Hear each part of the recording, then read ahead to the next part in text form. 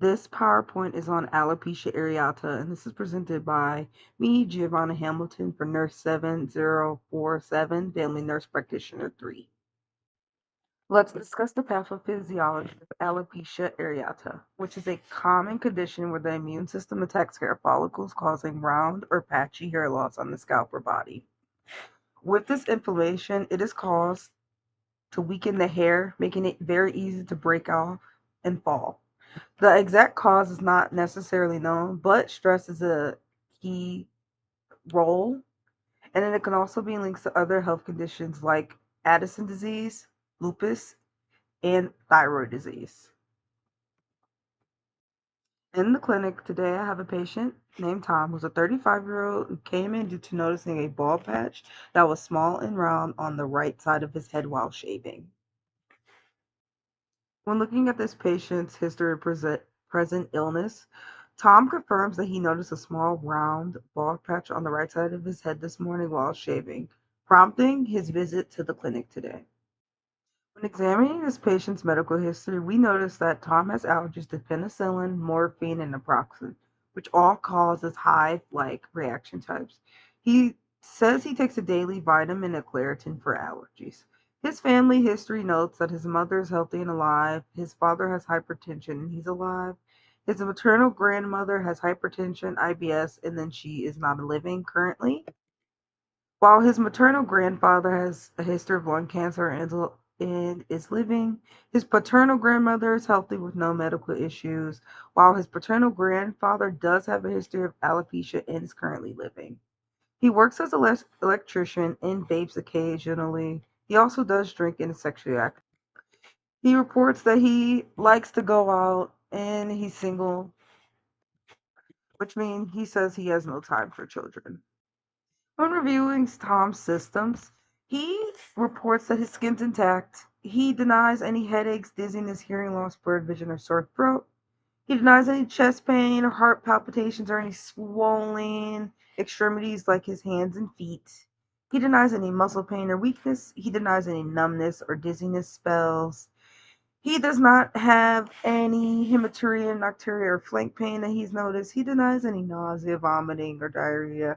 He denies any shortness of breath, coughing, or wheezing. He really is just here because he's reporting that hair loss on the right side of his head. He's denying any clubbing, and he denies any depression or thoughts of harming himself or sleep disturbances that he has noticed recently. On Tom's physical exam, his vital signs are within normal limits. His skin is showing good turgor with no signs of bruising.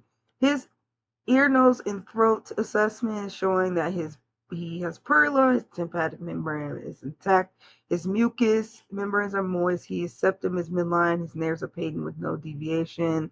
His cardiovascular system, we just heard the S1 and S2 heart sounds noted with no murmurs or gaps, and he has full range of motion in all his joints, and tested 5 out of 5 for muscle strength with normal gait and no swelling or tenderness noted on his muscles.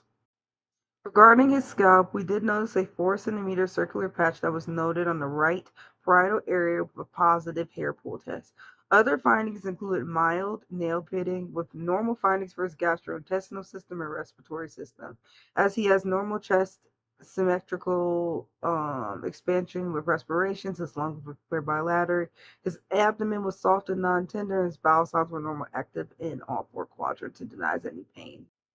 On his neurological assessment, the patient is alert and oriented times 4. He is aware of situation, time, and place, and why he's currently here.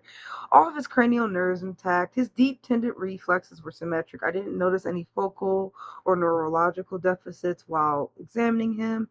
His renal system is normal. There was no suprapubic tenderness, and patient reports having no dysuria or hematuria. We did not do a genital exam today. Biggest issue was his scalp, and that is where I found some findings of right-sided hair loss. These are the diagnostic testing I would run on Tom. First, we start with a dermoscopy, which is showing that there's a presence of marked hair and yellow dots and black dots within this affected patch, which is consistent with an active alopecia areata diagnosis, as well as a scalp biopsy, where it's showing that there are peribulbar lymphocytic infiltrates that were found. And this is done to just confirm the diagnosis as well as differentiated between other causes like tinea capitis. But I also want to run a TSH level or thyroid study, and his was 3.5, which is showing that the alopecia areata, which we know alopecia areata is an autoimmune disease, and I'm trying to rule out if it's actually the thyroid that is causing the actual hair loss, as well as performing a hair pull test, which was positive, and this is done to assess the disease activity and confirm active hair shedding, which is suspected in alopecia areata. Based on Tom's systems, these are the differential diagnoses that I came up with. We are going to start with tinea capitis, and this is usually caused by a localized patch of hair loss. And in this patient, Tom, we do notice that he has a bald patch that is initially resembling tinea capitis. However, with the absence of scalp scaling, erythema, broken hairs, and infection, as long as with those dermoscopic findings, it's making this diagnosis less likely. I also chose secondary syphilis as a possible diagnosis for this patient, as it is known to cause patchy, non-scaring hair loss known as moth-eaten alopecia. In this patient, he is having a localized hair loss, which is on the right side. That's why it raised some suspicions.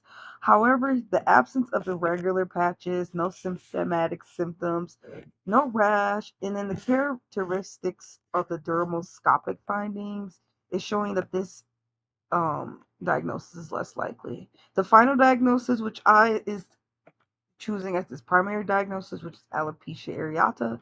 This diagnosis is more well supported because he did have a well defined 4 centimeter circular patch of non scarring hair loss, and it was smooth to his scalp. The positive hair pull test also indicates active shedding. The dermoscopy the dermoscopy did reveal yellow dots, black dots, and exclamations of marked hair, and the characteristic findings are consistent with alopecia areata and excluding any infectious cause. My recommendations for treatment would be a triamcinolone acetonide 5 milligram ml injections every 4 weeks, as well as a topical minoxidil 5% foam, which is applied twice a day to his affected area, which is the right side of his head, as well as a dermatology referral and education on avoiding just harsh chemicals and gentle hair care.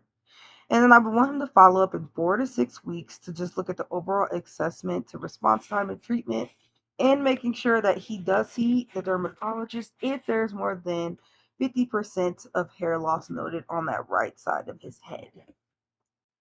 During this appointment, I did find some community resources and information that Tom could use while going home. One is the National Alopecia Areata Foundation, the Alopecia Foundation of the UK, and the Canadian Alopecia Areata Foundation as some sources and guides to help him deal with this new diagnosis. I did not find any local area community resources, but these are the three national ones that gave great information and provided support as well as support groups for patients just like Tom. And these are my references. Thank you for listening to my presentation, and I hope you guys have a great rest of your semester.